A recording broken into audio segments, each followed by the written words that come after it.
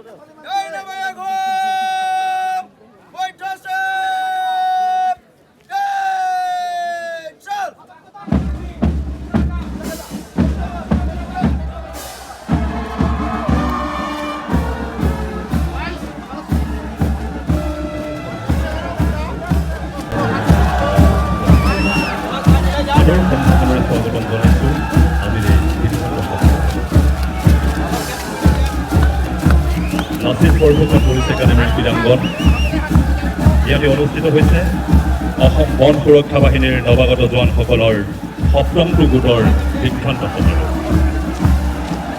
অসমৰ বিভিন্ন প্ৰান্তৰ পৰা নৱাগত জোৱানসকলৰ অভিভাৱকসকল আহি আজি অনুষ্ঠানৰ মহোৎসৱ বৃদ্ধি কৰিছে। আমি সকলোলৈকে সাদৰেৰে এই লাচিত বৰফুকন পুলিচ একাডেমীলৈ আদৰণি জনাইছোঁ। ইতিমধ্যে দীক্ষান্ত সমাৰোহত অংশগ্ৰহণ কৰি অসম বন সুৰক্ষা বাহিনীৰ সৰ্বমুঠ ৯৪০গৰাকী নৱাগত জোৱানে দীক্ষান্তস্থলীত প্ৰৱেশ কৰিছে। আহক আমি এটা জোৰদাৰ চেষ্টা কৰিলে তেওঁলোকক স্বাগতম জনাওঁ।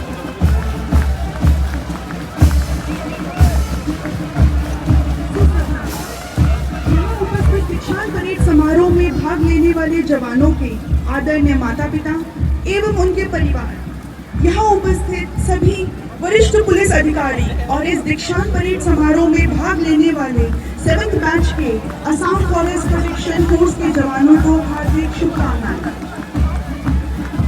8 महीनों के कठोर परीक्षण के बाद आज वो घड़ी आ गई है जिसमें 940 आरसी मिलकर लाचित बरफुकन पुलिस अकादमी के पवित्र परेड मैदान में अपना दीक्षांत परेड समारोह को संपन्न करने जा रहे हैं।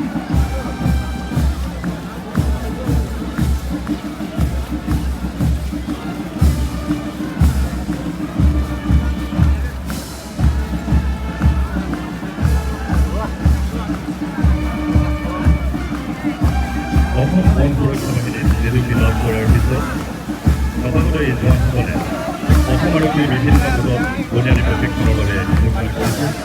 বিগত বৰ্ষ ২০৩০ মে' মাহৰ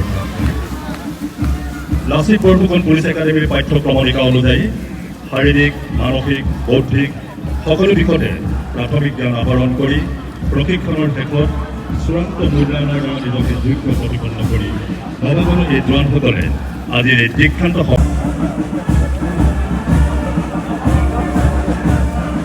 সমাৰোহ নৱাগত প্ৰশিক্ষাৰ্থীসকলৰ বাবে এক মহৎ অনুষ্ঠান। যিহেতু নিৰ্ধাৰিত পাঠ্যক্ৰমত বুনিয়াদী প্ৰশিক্ষণ গ্ৰহণ কৰি কৃতকাৰ্যতাৰে এই সমাৰোহত অংশগ্ৰহণ কৰিবলৈ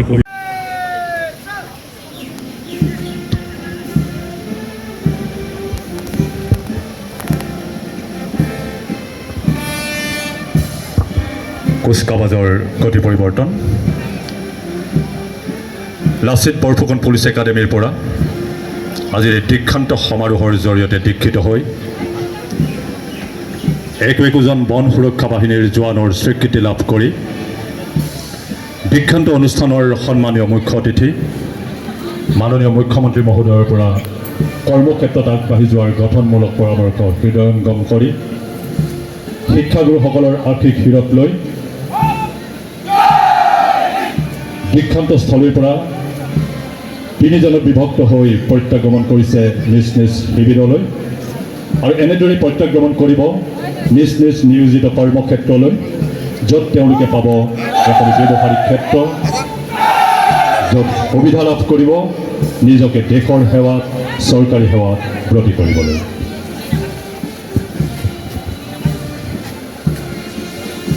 चेहरे में मुस्कान लिए देशभक्ति गीत और सभी के तालियों की गड़गड़ाहट के बीच परेड ग्राउंड से अंतिम पग निकलते ही सभी जवान आज संपूर्ण रूप से असम फॉरेस्ट प्रोटेक्शन फोर्स का हिस्सा बन गए हैं। हमारी तरफ से सभी जवानों को हार्दिक बधाइयाँ।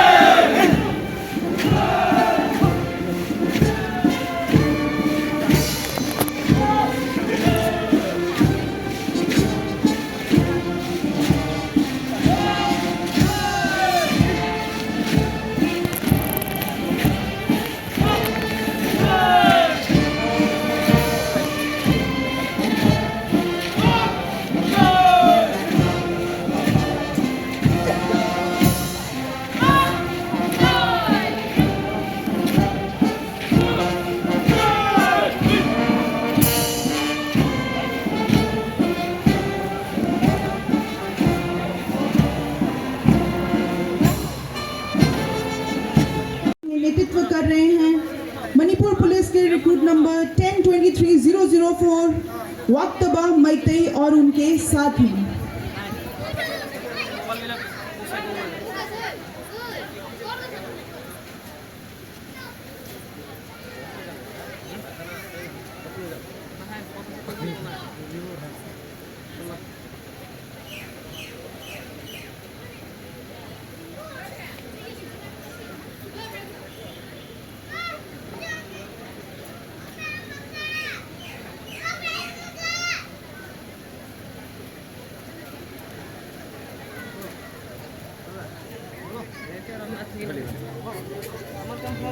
जैसा कि आप सब जानते हैं, अनआर्म कॉम्बैट जिसे हम यूएसए कहते हैं, आज के वक्त पे अपनी आत्मरक्षा के लिए कितना ही महत्वपूर्ण है। इसका एक छोटा सा प्रदर्शन हमें गर्द चीर के निकल चुका, मौका मिले तो करूं मैं ये दोबारा, जिसका नेतृत्व कर रहे हैं कांस्टेबल 180 ट्रॉय कालिंदी और उनके साथी।